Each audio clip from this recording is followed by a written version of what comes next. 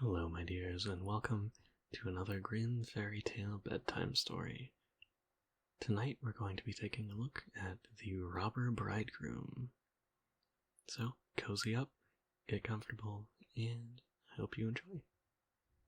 There once was a miller who had a beautiful daughter, and when she was grown up, he became anxious that she should be well married and taken care of. So he thought, if a decent sort of man comes and asks for her hand in marriage, I will give her to him. Soon after, a suitor came forward who seemed very well-to-do, and the miller knew nothing to this disadvantage, so he promised him his daughter.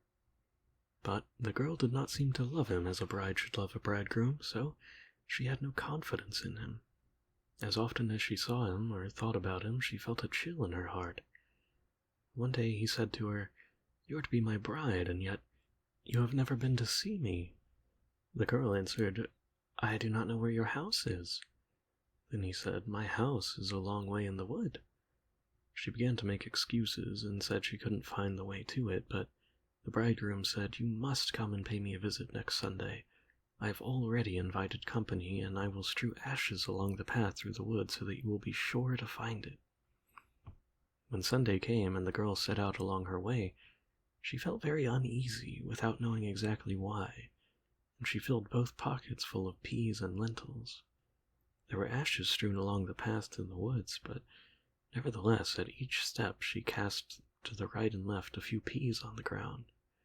So she went on the whole way until she came to the middle of the wood, where it was the darkest, and there stood a lonely house, not pleasant in her eyes, for it was dismal and unhomely. She walked in, but there was no one there, and the greatest stillness reigned. Suddenly she heard a voice cry, turn back, thou pretty bride. Within this house thou must not bide, for here do evil things betide." The girl glanced around and perceived that the voice came from a bird who was hanging in a cage by the wall, and again it cried, turn back, thou pretty bride. Within this house thou must not bide, for here do evil things betide." Then the pretty bride went on from one room into another through the whole house, but it was quite empty, and not a soul to be found in it. At last she reached the cellar, and there she found a very old woman nodding her head. "Can you tell me," said the bride, "if my bridegroom lives here?" "Oh, poor child," answered the old woman, "do you know what has happened to you?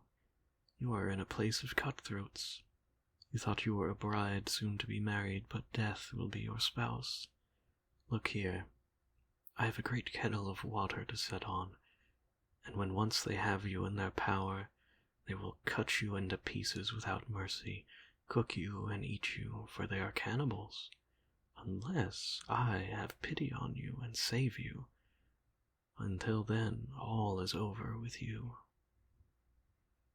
Then the old woman hid behind a great cask where she could not be seen. "Be as still as a mouse," said she. "Do not move or go away, or else you are lost.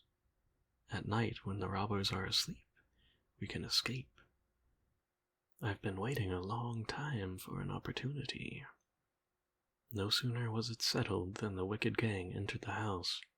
They brought another young woman with them, dragging her along, and they were drunk and would not listen to her cries and groans.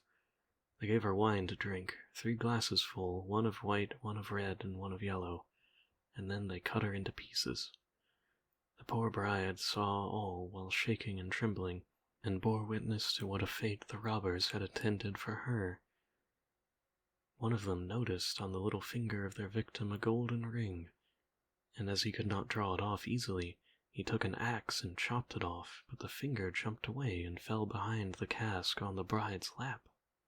The robber took up a light to look for it, but he could not find it. Then one of the others cried, "Have you looked behind the great cask?" But the old woman cried, "Come to suffer, and leave off looking till tomorrow. The finger cannot run away." Then the robbers said the old woman was right, and they left off searching.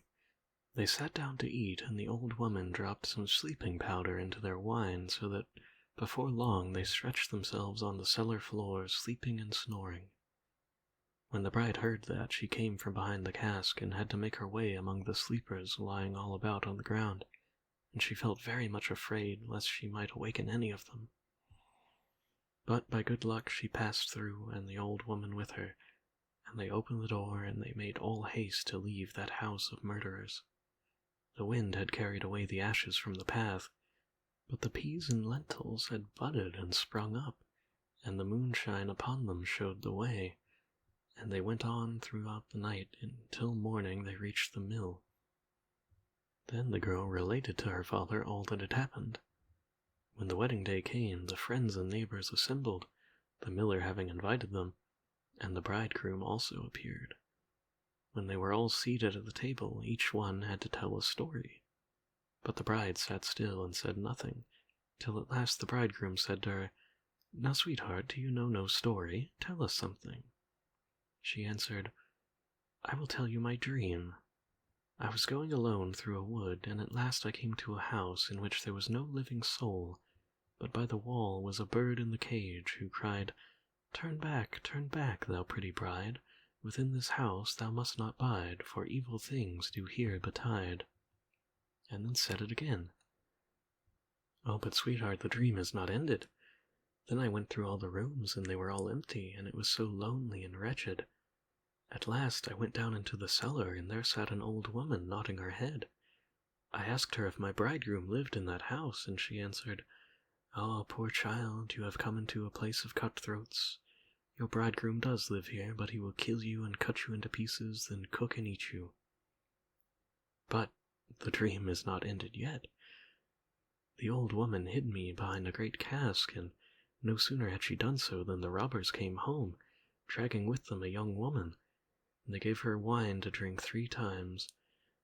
And the dream is still not over. They killed her and cut her into pieces, and one of the robbers saw a gold ring on the finger of the young woman, and as it was difficult to get off, he took an axe and chopped off the finger, which jumped upwards and then fell behind the great cask right onto my lap. And here is the finger with the ring." At these words she drew it forth and showed it to the company. The robber, who during the story had grown deathly white, sprang up and would have escaped, but the folks held him fast and delivered to him justice, and he and his whole gang were, for their evil deeds, condemned and executed.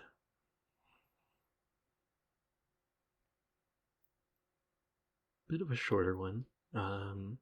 Moral, a little bit harder to pin down, but I think the general gist is don't eat people and don't cut up people into little pieces. Something like that. Either way, I hope you all enjoyed, and have a good night.